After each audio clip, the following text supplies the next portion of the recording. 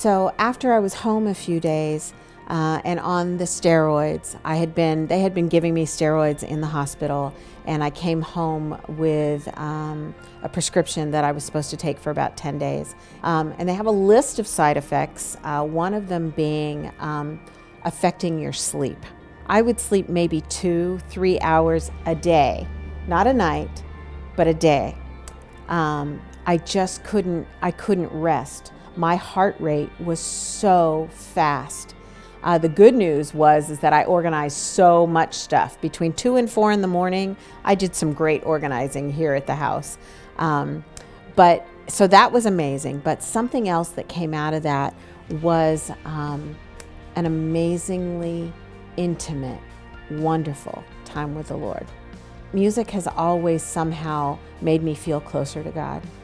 And so on these mornings here at the house, I'd wake up, didn't matter what time it was, midnight, 2 o'clock, I'd wake up, I'd reach for my phone, and I would just turn on Christian music, and I would just lay there and pray. And after a few times of that happening, I realized just how strongly I could feel God's presence during that. His word says that He inhabits our praise. And I've always known that, but He literally was there in the middle of that time. And I knew that, and I felt Him so closely. And one morning I was so overwhelmed by the thought of worshiping Him that I sat up on my bed and I got on my knees and I just prostrated myself before Him and bowed down and just worshiped Him and just sang for all that I was worth, because I was so incredibly moved and blessed and humbled by the idea that I was in His presence and He was there with me in my bedroom. And in that same moment, just being overwhelmed by His love, I could feel His joy. I could feel His Spirit. And I was so overwhelmed by that. And another song came on, and I just started to laugh, and I could feel Him laughing with me.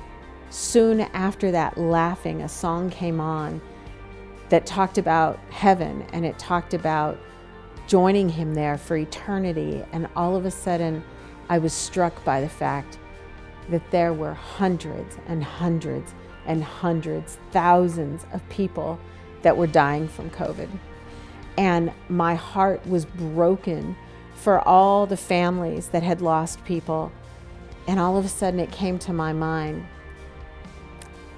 a lot of those people knew Jesus, and they're in heaven with Jesus, and they'll be there for eternity, and that's amazing. But how many more of them didn't know Him? They're dying without Jesus.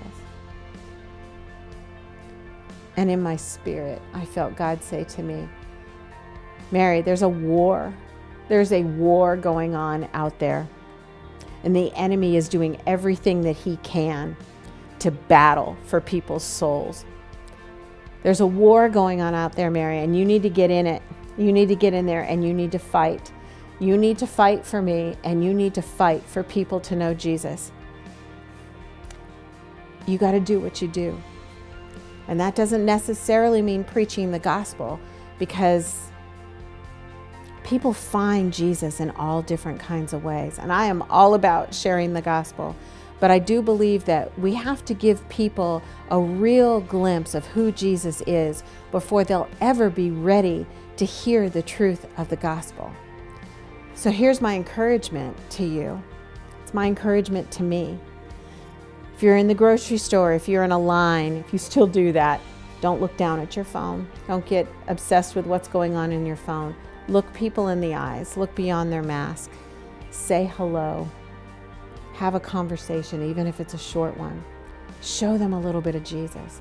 So I just have to say, all of this, yes, it incredibly changed my prayer life with God. During that time, it was the most intimate, most wonderful, indescribable time that I can ever imagine experiencing. And I wouldn't trade it for anything. That's why I wouldn't trade having COVID for anything. As awful as it was, through the pain, through the fear, through all of it, through the isolation from my friends, from my family. I wouldn't trade it for anything, because God used that to meet me right where I was. Those verses about in your weakness, He's strong, that verse has never been more true to me. I couldn't do anything, and God did everything. And the gift that He gave me of His presence, I will never, ever forget, and I wouldn't trade it for anything in the world.